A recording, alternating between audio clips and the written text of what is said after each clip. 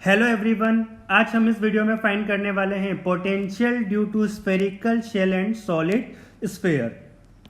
मैंने एक वीडियो पहले बनाया था जिसमें हम लोगों ने स्फेरिकल शेल और सॉलिड स्फीयर की वजह से इलेक्ट्रिक फील्ड फाइंड किया था। स्फेरिकल शेल और सॉलिड स्फीयर।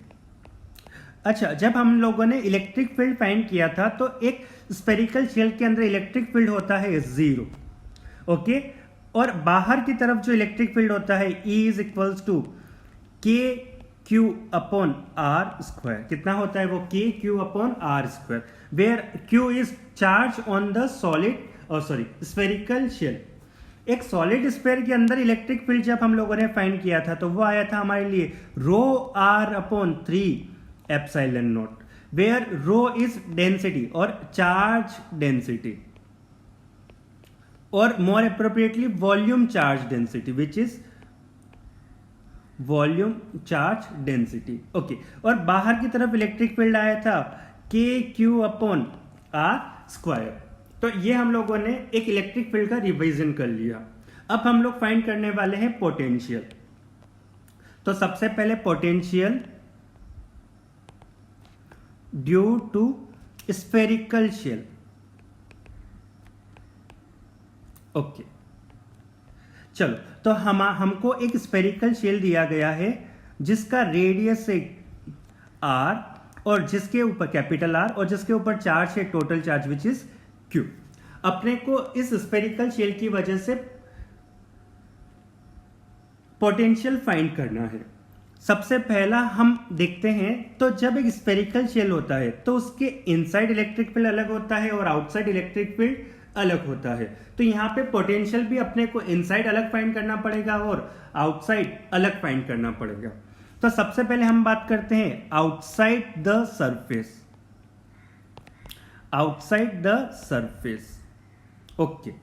तो आउटसाइड द सरफेस इस स्फेरिकल शेल के बाहर हमने यहां पे कहीं पे एक पी पॉइंट लिया है जिसपे अपने को पोटेंशियल फाइंड करना है, ओके। सबसे पहले इस पी पॉइंट पे मुझे इलेक्ट्रिक फील्ड का डायरेक्शन बता दो और मैग्नीट्यूड बता दो। इलेक्ट्रिक फील्ड होगा हमारा इस सरफेस के और स्फेरिकल शेल के परपेंडिकुलर, और ओके, तो हमारा इलेक्ट्रिक फील्ड कुछ परपेंडिकुलर डायरेक्शन में होगा इस पी पॉइंट पे E। और इसका जो मैग्नीट्यूड जो होगा वो होगा के क्यू अपॉन आर स्क्वायर के इक्वल, जहां पे r जो है स्मॉल r वो हमारा इसके सेंटर से डिस्टेंस है, okay. r is distance of point P from centre. कहां से डिस्टेंस है वो? हमारा सेंटर से डिस्टेंस है, ओके। चलो, तो हम अपना पोटेंशियल फाइंड करना शुरू करते हैं। सो हम पोटेंशियल को लिख सकते हैं negative of integration of e D R, और दोनों का लिमिट पुट कर सकते हैं इंफिनिटी से r के लिए। Initial limit which is infinity और फाइनल होगा हमारा r। So v is equals to negative of infinity to r, electric field है k Q upon are square into D r. जल्दी से हम यहां पे जो जो चीजें कांस्टेंट है इंटीग्रेशन से बाहर लिखते थे, which is k q. Integration के अंदर है 1 upon are square d r. हम 1 अपॉन आर स्क्वायर का डिफरेंशिएशन बहुत सी बार कर चुके हैं, विच इज 1 बाय आर आता है। So negative of 1 by r आता है, so 1 by r negative sign के साथ इंफिनिटी से आर। सो पोटेंशियल आएगा हमारे लिए K Q, negative negative positive हो जाएगा, 1 अपॉन आर माइनस का 1 upon infinity. 1 upon infinity is 0, so v comes out to be K Q by R. Outside potential आता है हमारा एक spherical shell K Q by R, okay. अब इसका जो सेकेंड जो पार्ट है उसमें हम फाइंड कर रहे हैं potential at the surface. Potential at the surface of spherical shell, okay. तो जब हम स्फेरिकल शेल की सरफेस के लिए बात करेंगे तो हमारा ये जो पी पॉइंट है, ये पी पॉइंट कहां पे आ जाएगा? उसकी सरफेस पे पी पॉइंट। तो स्मॉल आर यहां पे हमारे लिए कैपिटल आर के इक्वल हो जाएगा, which is radius of the ring के equal. So to find potential at the surface of the ring, small R will be equal to capital R. तो हमारा जो पोटेंशियल आएगा सरफेस पे वो आएगा हमारे लिए K Q upon capital are. कितना आएगा वो? K Q upon capital r. के हम लोग सब जानते हैं, k is equals to 1/4 pi epsilon naught. अच्छा, सरफेस पे हम लोगों ने पोटेंशियल फाइंड कर लिया, आउटसाइड फाइंड कर लिया. अब हम इनसाइड फाइंड करते हैं. हमारा third part, potential inside the spherical shell. Okay, तो अब हमारा जो पॉइंट है ये हमारी स्फेरिकल शेल बना देते हैं सेंटर. अब हमारा जो पी पॉइंट है वो हमारा स्फेयर के अंदर है, which is at a distance of small r. Okay, अच्छा, अब वापस से हम अपना फॉर्मूला लिखते हैं. Potential which is equals to negative of integration of e D r. यहां पे हम cos थीटा का टर्म इसलिए नहीं ले रहे क्योंकि ई और डी आर दोनों पैरेलल हैं. थीटा यहां पे हमारे लिए कितना है? 0 डिग्री, तो उसको लिखने की कोई भी जरूरत नहीं है. ओके, इन्फिनिटी से आर के लिए पोटेंशियल डिफरेंस, सॉरी पोटेंशियल हम लोगों ने लिखा इन्फिनिटी से आर. अब यहां पे एक बात देखिए, तो जब हम इन्फिनिटी से इस पी पॉइंट पे आते हैं, हम यहां पे कहीं पे हमारा इन्फिनिटी है, जब हम इन्फिनिटी से इस पी पॉइंट पे आते हैं तो हमें दो डिफरेंट इलेक्ट्रिक फील्ड मिलते हैं. एक तो आउटसाइड इलेक्ट्रिक फील्ड कुछ अलग मिलता है आउटसाइड, और इनसाइड इलेक्ट्रिक फील्ड अलग होता है. ओके, तो अब हम यहां पे इलेक्ट्रिक फील्ड कौन सा पुट करें? तो इसके लिए हम क्या करते हैं, इस इंटीग्रेशन को दो टर्म में ब्रेक कर लेते हैं. हम क्या करते हैं, इस इंटीग्रेशन को दो पार्ट में ब्रेक करते हैं. कैसे करते हैं हम इसको दो पार्ट में ब्रेक? इंफिनिटी से are e D r. It is also equals to negative, जो साइन और नेगेटिव लगा दिया, इंटीग्रेशन इंफिनिटी से, हम इंफिनिटी से कर रहे हैं आर तक के लिए, कैपिटल आर मतलब रेडियस ऑफ द रिंग के लिए, मतलब हम इंफिनिटी से इस पार्टिकल को लेके जा रहे हैं, सॉरी हम पोटेंशियल फाइंड कर रहे हैं सबसे पहले इंफिनिटी से इस सरफेस तक का. ओके, क्योंकि सरफेस तक इलेक्ट्रिक फील्ड सेम है, इंफिनिटी से सरफेस तक इलेक्ट्रिक फील्ड सेम है. तो यहां पे हम इलेक्ट्रिक फील्ड कौन सी पुट करेंगे? आउटसाइड वाली डी आर, प्लस अब हम इसका जो सेकेंड पार्ट है वो सरफेस से लेके जा रहे हैं आर पे. इनिशियली सरफेस पे है, सरफेस से लेके जा रहे हैं हम आर पे. यहां पे इलेक्ट्रिक फील्ड आएगी हमारे लिए इनसाइड वाली, E inside into D R. Okay, चलो जल्दी से हम इसको सॉल्व करते हैं. So V is equals to infinity से आर, नेगेटिव साइन बाहर लगा हुआ है, आउटसाइड का इलेक्ट्रिक फील्ड था k Q upon are square d r, plus inside वाला इलेक्ट्रिक फील्ड है हमारे लिए 0 इंटू डी आर. तो पहला इंटीग्रेशन हम सॉल्व करते हैं, तो V is equals to negative of k q constant integration से बाहर 1/r स्क्वायर का इंटीग्रेशन माइनस का 1/r, लिमिट इंफिनिटी से r, प्लस 0, सेकेंड वाला इंटीग्रेशन हो जाएगा हमारे लिए 0. सो लिमिट सब्स्टिट्यूट करते हैं तो ये आएगा मेरे लिए K Q, negative negative cancel हो जाएगा, 1/r माइनस 1/इंफिनिटी. सो पोटेंशियल यहां पे निकल के आया k Q by capital r. Inside potential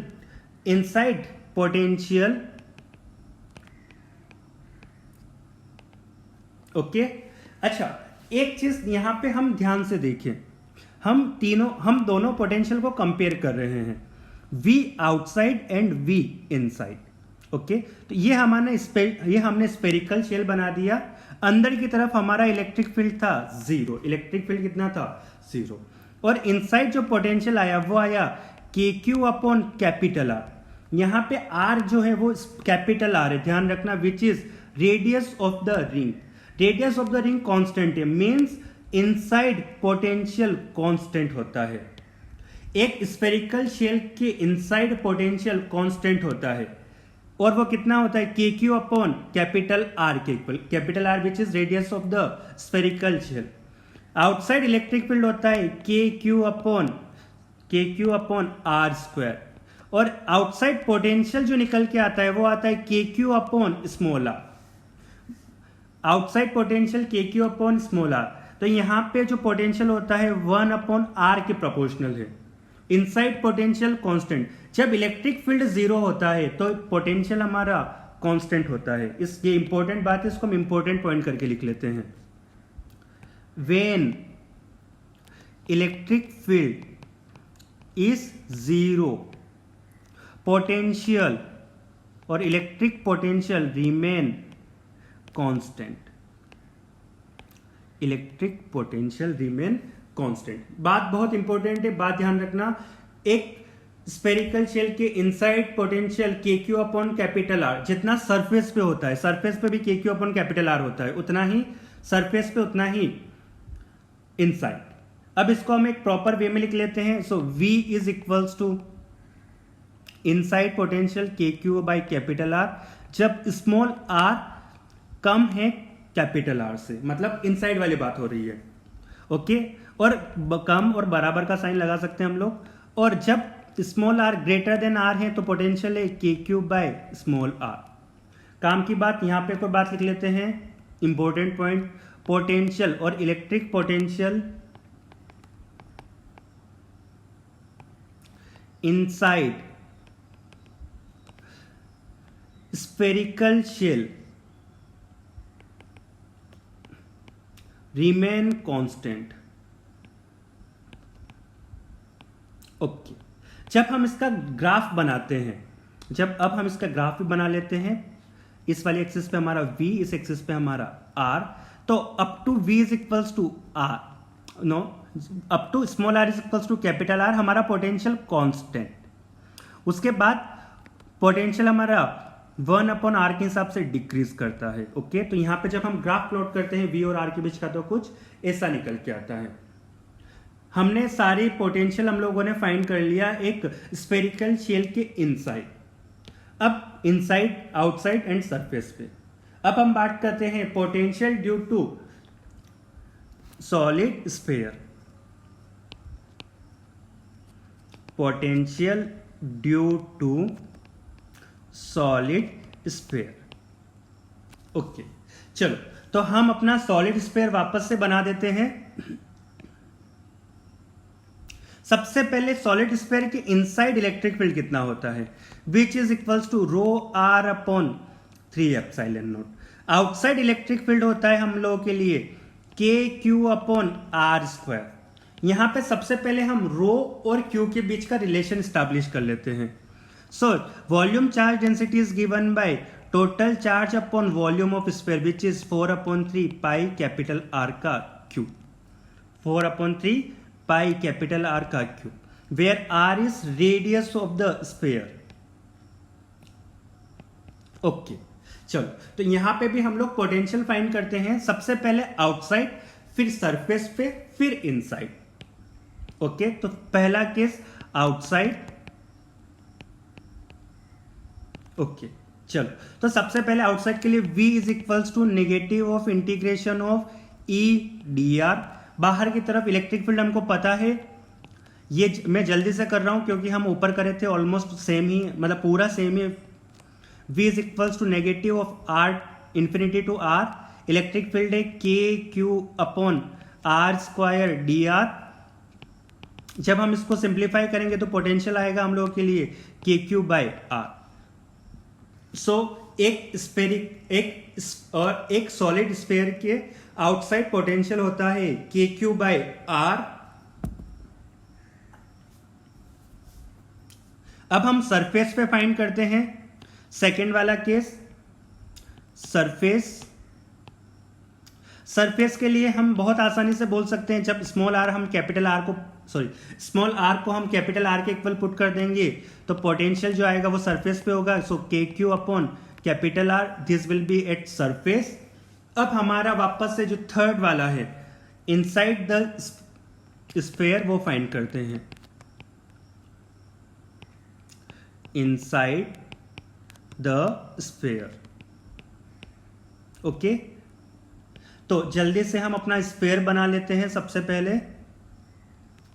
okay, यहां पे हमारे पास कहीं पे पॉइंट P है जो कि सेंटर से स्मॉल r डिस्टेंस पे है। इस पॉइंट पे अपने को पोटेंशियल फाइंड करना है। ओके, सेंटर है यहाँ पे O।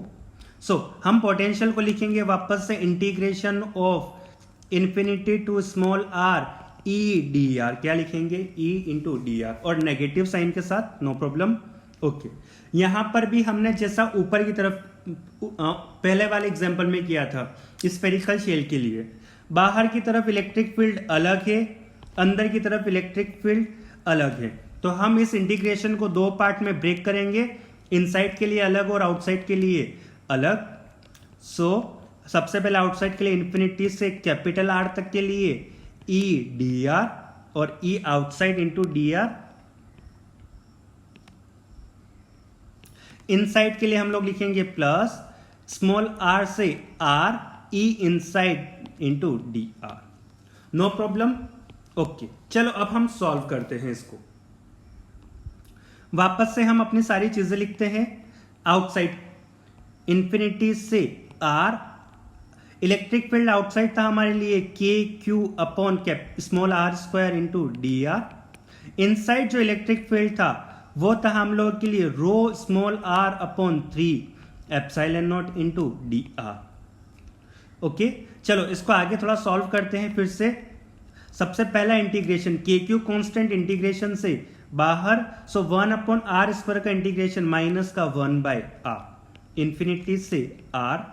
सेकेंड इंटीग्रेशन देखते हैं। सेकेंड इंटीग्रेशन में हम लोग के लिए rho upon 3 epsilon naught constant integration से बाहर आर डी आर, आर का इंटीग्रेशन हो जाएगा R square upon 2, so rho upon 3 epsilon naught as it is, R का integration R square upon 2। Limit put करेंगे कैपिटल आर से small are के लिए। अब यहां पे हम लिमिट सब्स्टिट्यूट कर देते हैं। सो के क्यू अपॉन, यहां पे ये नेगेटिव में यहां पे लगा देता हूं बाहर, 1 बाय कैपिटल आर माइनस का 1 अपॉन इंफिनिटी प्लस का rho upon 3 epsilon naught small are square by 2 minus का capital are square by 2। Upper limit minus lower limit, कोई प्रॉब्लम नहीं। ओके, चलो अब ये जो बाहर जो नेगेटिव साइन है ये, इसको हम लोग अंदर की तरफ मल्टीप्लाई कर देते हैं। So v is equals to k Q upon r minus का rho upon 3 epsilon naught r square minus capital are square upon 2। LCM ले लिया हमने यहां पे। ओके, चलो अब इसके बाद हम थोड़ा सा सिंप्लीफिकेशन कर रहे हैं, जैसे कि Q और रो का रिलेशन पुट कर रहे हैं। सो रो को हम लोग लिख सकते हैं Q upon 4/3 pi capital R का Q, और यहां पे ये 3 डिवाइड के डिवाइड में तो ऊपर चला जाएगा। So 3Q upon 4 pi r q substitute कर देते हैं रो की जगह। तो हमारा जो पोटेंशियल जो होगा वो हो जाएगा के क्यू बाई आर माइनस का 3Q upon 4 pi are cube, वापस डिवाइड में 3 epsilon naught multiply r square into capital are square by 2। So 3 epsilon naught divide के डिवाइड में है तो ये नीचे की तरफ मल्टीप्लाई हो जाएगा। सो के क्यू बाई आर माइनस का 3Q upon 4 pi are cube into 3 epsilon naught, और बाहर जो लिखा हुआ है वो मल्टीप्लाई में ही R square capital are square by 2। Okay, अब यहां पे देखो जो जो टर्म कैंसिल हो रहे हैं उनको कैंसिल कर लेते हैं। 3 से 3 कैंसिल हुआ सिर्फ। चलो, सो के क्यू बाय आर माइनस, यहां पे क्या क्या चीजें बची हमारी, ऊपर की तरफ Q, नीचे की तरफ बचा 4 pi epsilon naught r q, और ब्रैकेट के अंदर बचा capital r small are square minus का कैपिटल आर स्क्वायर बाय 2। अब इस पूरी टर्म को वापस से इसको पूरा का पूरा अंदर मल्टीप्लाई करते हैं। सबसे पहले हम इससे पहले काम करते हैं, 1/4πε0 को हम लोग के लिख लेते हैं अगली इक्वेशन में। v is equals to k q by are minus का के क्यू अपॉन 2r³। मैंने 2 बाहर लिख दिया, ब्रैकेट के अंदर बचा r² माइनस का कैपिटल R²। ओके, अब थोड़ा सा इस वाली चीज को देखना अच्छे से। मैं क्या कर रहा हूं, इसमें r² का मल्टीप्लाई कर रहा हूं और r² से डिवाइड कर रहा हूं, तो ये टर्म कुछ ऐसे दिखेगी। अब के Q capital R² upon r का क्यूब माइनस का के Q upon 2r³ capital R² minus का स्मॉल r² माइनस का कैपिटल R²। अब जो हमारी जो दोनों टर्म्स है, फर्स्ट टर्म और सेकेंड टर्म, इनमें से जो चीजें कॉमन आ रही है उनको कॉमन ले लेते हैं। कॉमन आ रहा है के आ रहा है, क्यू आ रहा है, नीचे से r³ कॉमन आ रहा है। ब्रैकेट के अंदर यहां पे बचा कैपिटल R², सेकेंड वाली टर्म में बचा स्मॉल r² माइनस का कैपिटल R² बाय 2। अब ब्रैकेट को हम लोग थोड़ा सॉल्व कर लेते हैं। सो के क्यू अपॉन r³ एलसीएम ले लिया यहां पे, सो 2 कैपिटल R² माइनस का स्मॉल r² प्लस का कैपिटल R² अपॉन 2। एलसीएम लेके हम लोगों ने बस सॉल्व किया है इसको थोड़ा। सो v कितना हुआ, अब ऊपर हमारा हो गया के क्यू अपॉन r³, यहां पे 3 capital R² minus small r² upon 2। इसको वापस से हम थोड़ा अच्छे से लिख लेते हैं, के Q upon 2r³ 3 times of capital R² minus small r²। सो ये पोटेंशियल होता है इनसाइड द सॉलिड स्फीयर। बहुत इंपॉर्टेंट फॉर्मूला है, जेईई नीट में डायरेक्ट क्वेश्चन आते हैं इसके ऊपर। जेईई और नीट के ऊपर इस फॉर्मूले के ऊपर डायरेक्ट क्वेश्चंस आते हैं। चलो अब इसके भी पोटेंशियल को हम लोग प्रॉपर तरीके से लिख लेते हैं। v इज इक्वल्स टू, सबसे पहले हम लोग लिखते हैं inside when small r is less than capital R। Inside तो पोटेंशियल कितना होता है, k Q upon 2 capital R का क्यूब, ब्रैकेट के अंदर 3 capital R² minus small r²। जैसे मैंने रटा हुआ है वैसे तुमको भी रटना है इसको। आउटसाइड पोटेंशियल होता है when r is greater than और इक्वल्स टू कैपिटल R, के क्यू अपॉन स्मॉल r, के Q upon small r। Okay, चलो एक क्वेश्चन करते हैं। सबसे पहले फाइंड पोटेंशियल और potential, electric potential at the centre of solid sphere. Okay, तो हमारा अब जो पॉइंट है वो कौन सा वाला पॉइंट है, किस पॉइंट पे अपने को फाइंड करना है, सेंटर पे फाइंड करना है। अच्छा, किसी r डिस्टेंस पे पोटेंशियल हम लोग इस फॉर्मूले से निकाल चुके। v is equals to, inside potential होता है k Q upon 2 capital R का cube 3 times of capital R² minus small r²। तो जब ये पॉइंट जो P पॉइंट था हमारा r डिस्टेंस पे, अब वो सेंटर पे चला गया, so r will be equal to 0 centre के लिए। ये जो स्मॉल r है ये सेंटर से हमारा डिस्टेंस है। सो v is equals to k Q upon 2 times of capital R का cube 3 times of capital R² minus 0। तो हमारा यहां से पोटेंशियल निकल के आया 3kq अपॉन 2r। तो सेंटर पे पोटेंशियल होता है 3 times of kq upon 2r। अच्छा, एक स्फेरिकल शेल के सेंटर पे पोटेंशियल कितना होता है, potential at centre of spherical shell, I think so सबको पता है, which is equals to v is equals to k Q by capital R, क्योंकि इनसाइड कांस्टेंट रहता है और वो होता है k Q by capital R के इक्वल।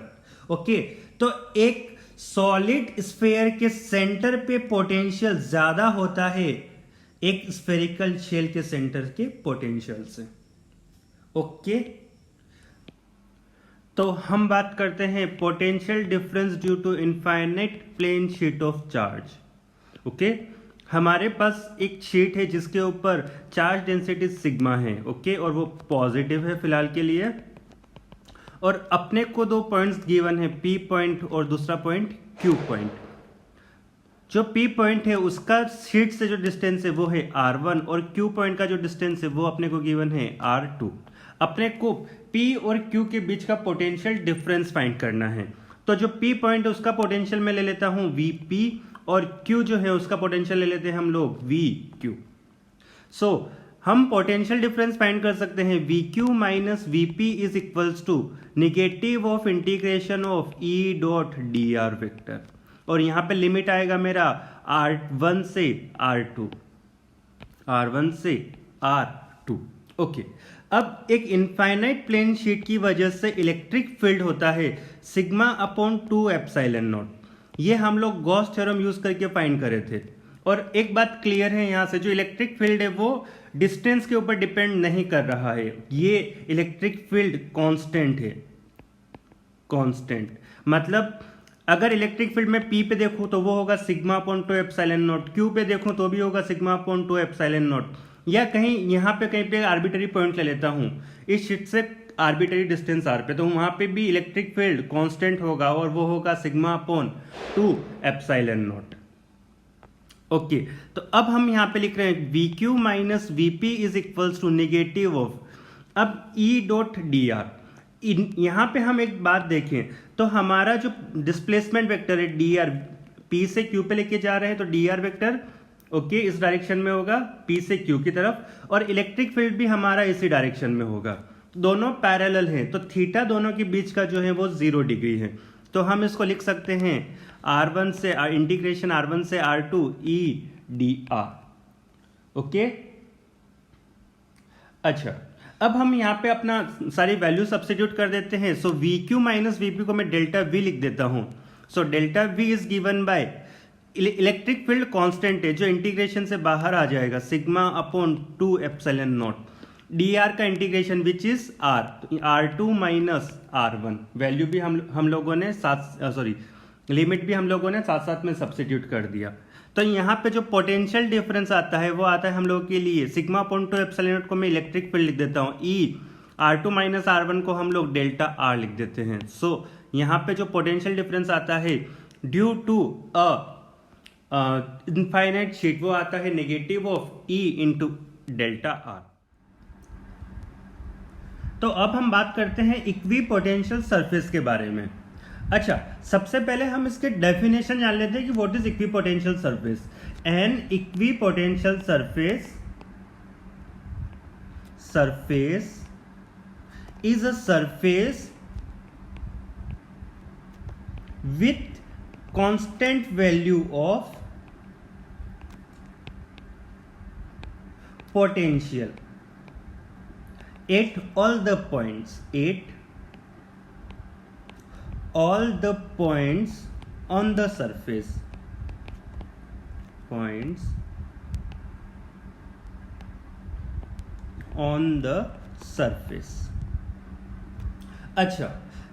अच्छा, तो ये हमारे पास एक सरफेस होता है जिस पूरे सरफेस पे हमारा पोटेंशियल क्या होता है, कांस्टेंट होता है। फॉर अ पॉइंट चार्ज हम बात करते हैं, फॉर अ पॉइंट चार्ज। अच्छा, एक पॉइंट चार्ज की वजह से किसी r डिस्टेंस पे चार्ज Q है, r डिस्टेंस पे कोई पॉइंट P है, इस पे पोटेंशियल कितना लिखा जाता है? जो पोटेंशियल लिखा जाता है V which is given bye K small q upon r। Okay, अच्छा अगर मैं इस चार्ज की वजह से हम अपना पॉइंट यहाँ की बजाय यहाँ पे कहीं पे Q पॉइंट ले लें r डिस्टेंस पे, यहाँ पे भी पोटेंशियल कितना होगा KQ बाय r। मतलब मैं एक बात बोल सकता हूँ, इस चार्ज के आसपास यहाँ r डिस्टेंस पे जितने भी पॉइंट्स होंगे उन सारे पॉइंट्स का पोटेंशियल कांस्टेंट होगा। ओके, तो ये जो पॉइंट्स होंगे ये सारे के सारे पॉइंट्स ऐसे एक स्फीयर के फॉर्म में होंगे। ओके, तो एक पॉइंट चार्ज की वजह से उसके आसपास इक्विपोटेंशियल सरफेस कैसा होता है? वो होता है हमारा एक स्फेरिकल शेल के जैसा। एक सरफेस ये हो चुका, इसके बाहर हम दूसरा सरफेस भी बना सकते हैं, इसके बाहर हम लोग तीसरा सरफेस भी बना सकते हैं। ऐसे बहुत सारे हमारे इक्विपोटेंशियल सरफेसेस होंगे। ओके, अच्छा अब यहाँ पे मैं थोड़ी सी इलेक्ट्रिक फील्ड लाइंस के बारे में बात करता हूँ। अब इस क्यू चार्ज की वजह से इलेक्ट्रिक फील्ड लाइंस हमारी इस चार्ज से दूर जाती हुई बनेगी। ओके, तो ये जो है ये हमारी इलेक्ट्रिक फील्ड लाइंस है। Okay, field lines. ओके, अच्छा, अब यहाँ पे हम कुछ काम की बातें जान लेते हैं कि इक्विपोटेंशियल सरफेस पे क्या क्या चीजें होती हैं।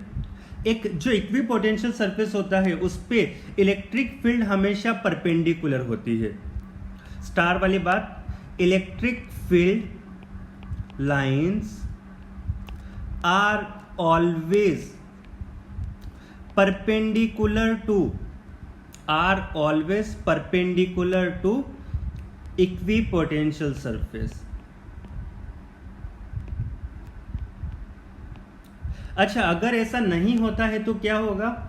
अगर हम बात बोलते हैं कि जो इलेक्ट्रिक फील्ड लाइन है वो सरफेस के परपेंडिकुलर ना होते हुए किसी आर्बिटरी डायरेक्शन में है, अगर किसी आर्बिटरी डायरेक्शन में होगी तो अगर हम यहाँ पे 2 पॉइंट्स लेते हैं, इस सरफेस के ऊपर हम 2 पॉइंट्स लेते हैं, यहाँ पे P पॉइंट, यहाँ पे कोई भी Q पॉइंट, तो जब हम पोटेंशियल डिफरेंस फाइंड करते हैं P और Q के बीच का, वो वैनिश नहीं होगा, EDR cos थीटा। अगर हमारा इलेक्ट्रिक फील्ड परपेंडिकुलर है सरफेस के तो DR वेक्टर एंड E के बीच का जो एंगल होगा वो 90 डिग्री होगा। कब? जब ये दोनों परपेंडिकुलर हो। और जब परपेंडिकुलर नहीं है तो ये एंगल कुछ थीटा होगा, जिसकी वजह से डेल्टा V हमारा 0 नहीं होगा। तो ये एक तरीके से डेफिनेशन इक्विपोटेंशियल सरफेस की डेफिनेशन को वायलेट करेगा। इक्विपोटेंशियल सरफेस क्या है कि पूरी सरफेस पे पोटेंशियल कांस्टेंट हो। इसका मतलब अगर मैं 2 पॉइंट्स के बीच का पोटेंशियल डिफरेंस देखूं VQ माइनस VP, वो मुझे हमेशा 0 मिले, और VP इज इक्वल्स टू अपने को VQ मिले इक्विपोटेंशियल सरफेस के लिए। अगर परपेंडिकुलर है तो थीटा 90 डिग्री, पोटेंशियल डिफरेंस 0, बहुत अच्छी बात है। अगर परपेंडिकुलर नहीं है तब हमारे लिए दिक्कत है, तो वो सरफेस इक्विपोटेंशियल सरफेस नहीं होगा। यहाँ पे सेकेंड इंपॉर्टेंट बात, अगर 2 पॉइंट के बीच का पोटेंशियल चेंज नहीं हो रहा है तो मैं अगर एक चार्ज पार्टिकल को ये चार्ज पार्टिकल Q को मैं P से स्मॉल q पॉइंट पे लेके जाऊं तो हमको कितना वर्क करना पड़ेगा? वो वर्क डन आता है हमारे लिए 0। Work done in moving a charge particle along equipotential surface is 0। क्यों 0? हम एक बात जानते हैं, work done is equals to change in potential energy which is VQ minus VP, so UQ minus UP, no problem. अच्छा, हम potential difference across V और P को हम डेल्टा भी लिख सकते हैं, which is given by delta U upon Q। चलो, अगर हमारा डेल्टा V 0 है तो यहां से हम बोल सकते हैं हमारा पोटेंशियल चेंज इन पोटेंशियल भी 0 होगा, तो वर्क डन कितना होना चाहिए हमारा? 0। ओके, अच्छा, अब हम कुछ इक्विपोटेंशियल सरफेस प्लॉट कर लेते हैं डिफरेंट चार्ज सिस्टम के लिए। तो जब एक चार्ज पार्टिकल है फॉर अ सिंगल चार्ज, हमारी जो इक्विपोटेंशियल सरफेस होती है वो कैसी होती है? इस चार्ज के आसपास ऐसे स्फेरिकल शेल बनाते हुए, ये है हमारी spherical shell. Okay, for a single charge equipotential surface.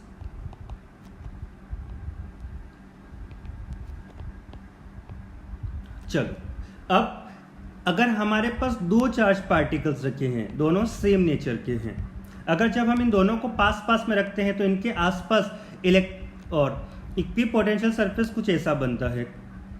इन दोनों के अक्रॉस एक पोटेंशियल कुछ ऐसा बनता है, एक सरफेस, दूसरा सरफेस कुछ इस तरीके से बनता है। मतलब ये जनरल है, 1-2 सरफेस नहीं, ऐसे बहुत सारे सरफेसेस होंगे, और जो एक और जो सरफेसेस बनते हैं वो कुछ इस तरीके से बनते हैं।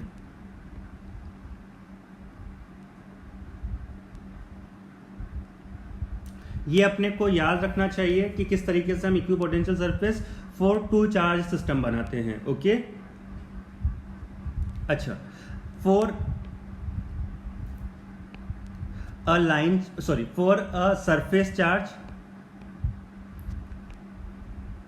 और हम बोल सकते हैं एक प्लेन है चार्ज, सरफेस चार्ज और प्लेन शीट ऑफ चार्ज।